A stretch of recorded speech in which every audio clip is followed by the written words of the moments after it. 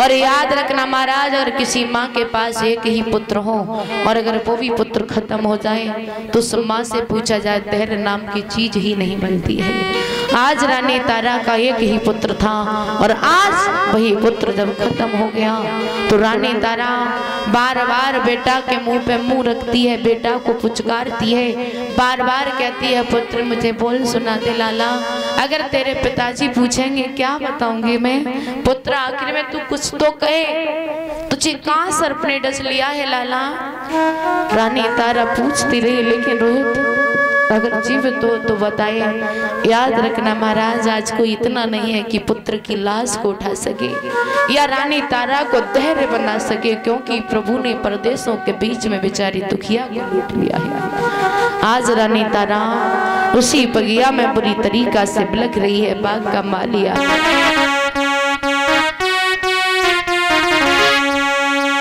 तारा बगिया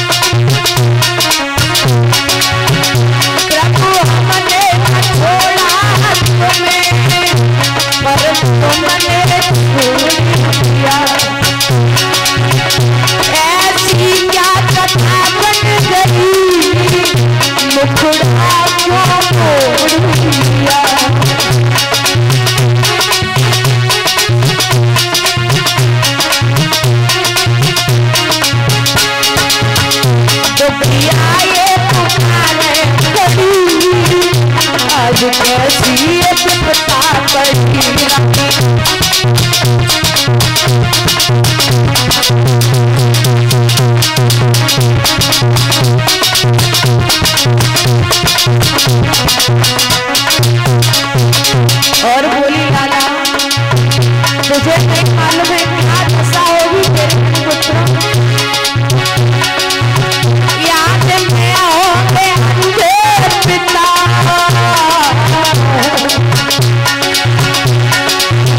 याद में होंगे अंधे पिता, मैया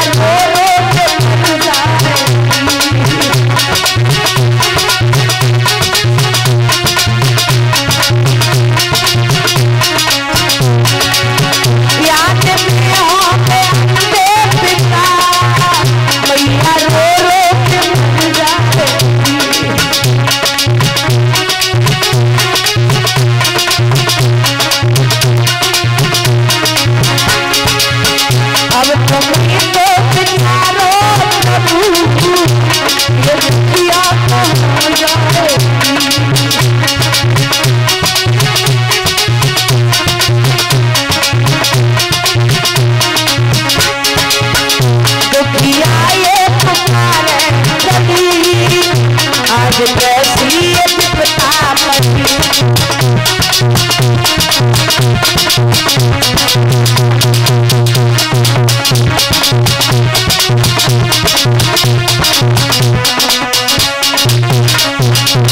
आज रानी तारा रो रही है, तब तक बाग का माली आ गया, कहने लगा बहन तुम्हारे पुत्र को काले सर्प ने डसा है, अगर ज्यादा देर हो गई पुत्र की लाश फट जाएगी, इसलिए पुत्र की लाश का दाह संस्कार कर। तो महाराज इतना नहीं था कि पुत्र को कफन उड़ा सके, आज आधी साड़ी फाड़ करके बेटा रोहितास का कफन बनाया। और याद रखना मेरे प्यारे भक्तों, जिन्होंने कभी दुख देखा ही ना हो तो वो दुख क्या जाने, जिनके ऊपर कभी दुख का पहाड़ टूटा ही ना हो तो वो दुख क्या जान सकते हैं। दुखी अगर दुख की बात कहो तो हंसी मजाक समझने लगते हैं। जिनके ऊपर दुख का पहाड़ टूट जाता है उन्हें पूछा जाए कि दुख होता क्या है, क्योंकि वो हमेशा दुख में जीते हैं, तो उन्हें पूछा जाए कि दुख चीज क्या होती है, जीना हराम हो जाता है। अब जिन्होंने कभी दुख को देखा ही नहीं है तो उन्हें क्या मालूम कि दुख होता क्या है।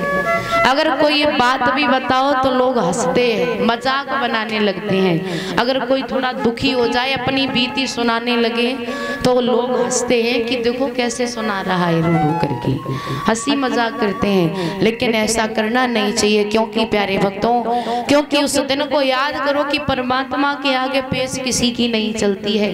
अगर परमात्मा ने आज तुम्हें खुशी दी है तो कल तुम्हें दुख भी देगा। इसलिए सदा दिन एक से रहना चाहिए, ना खुशी रहनी चाहिए ना दुख रहना चाहिए, हमेशा बीच के रहने चाहिए जो प्रभु को भी बुरा ना लगे। आज रानी तारा उस पुत्र की लाश पर बुरी तरीका से करुधन कर रही है, कोई लाश उठवाने वाला नहीं है। आज रानी ने खुद ही लाश को उठा लिया और आज लाश को लेकर के चली है। और रानी तारा चली कैसी है, रात्रि का वक्त शमशान में पहुंची महाराज।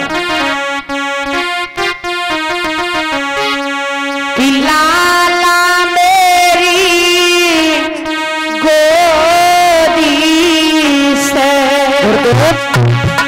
आज हुई रवाना है।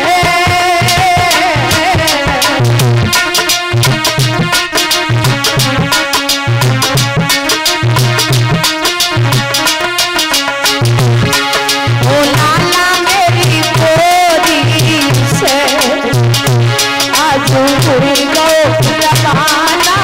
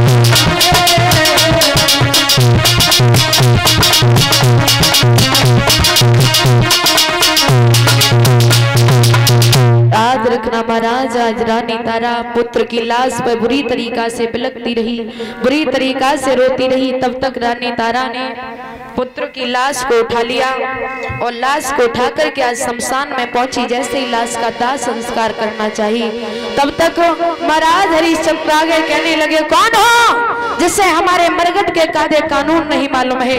हमारे बिना यहाँ पर कोई पर्दा चल भी नहीं सकता है। तब तक हरिश्चंद्र पास में पहुंचे, कहने लगे, कौन हो तुम? पहले हमें कर टका चाहिए, उसके बाद लाश चलेगी। तब तक महाराज रानी तारा ने जैसे ही हरिश्चंद्र को देखा, कहने लगी, महाराज हाँ। जवाब दिया हाँ। कहने लगे, रानी तारा आप क्यों आई हुई हो? जवाब दिया, महाराज आप पूछ रहे हो मैं क्यों आई हुई हूँ? एक ही पुत्र था और वो भी प्रभु ने मुझसे छीन लिया है। प्रभु ने मेरे साथ अच्छा नहीं किया। महाराज हरिश्चंद्र ने जैसे ये सुना तो एकदम से जमीन पे गिर पड़े और जमीन पे गिरने के बाद रानी कहने लगी, महाराज अगर धर्म किया है तो धर्म को निभाइए, धर्म से डिग मत जाना, क्योंकि महाराज अगर आप धर्म से डिग गए तो तुम्हारा धर्म नष्ट हो जाएगा। इसलिए आप रोइए नहीं, क्योंकि ये सुहाना सफर है, इस सफर को बड़े मंजिल के साथ छूना है। महाराज आप पुत्र की लाश का दाह संस्कार कर दो, क्योंकि फर्ज कालू का निभाइए आप। तो आज महाराज बोले, है रानी हम फर्ज तो निभाएंगे, लेकिन पहले हमें कर का टका चाहिए, तब बेटा की लाश का दाह संस्कार होगा। आज जैसे ही कर का टका मांगा तो महारानी कहने लगी, महाराज मेरे पास कुछ नहीं है, सिर्फ आधी साड़ी बची हुई है, तो आज वही करका के रूप में दे दी और पुत्र की लाश का दाह संस्कार हुआ। तो रानी तारा पागल हो गई है। अगर ज्यादा दुख का पहाड़ टूट जाए तो याद रखना महाराज, या तो दुख में नींद सताती है और यहाँ दुख में भूख सताने लगती है। तो आज दुखिया को नींद सता रही है, आज मंदिर में घुस करके सो जाती है। जैसे ही सो जाती है, लेकिन इधर याद रखना, क्योंकि महाराज जब रानी तारा मंदिर में सो जाती है, लेकिन इधर महाराज हरिश्चंद्र, क्योंकि बताया जाता है महाराज जो विधाता ने किस्मत में लिखा है वो होके रहता है, उससे कोई मिटने वाला नहीं है। और बताया भी गया है,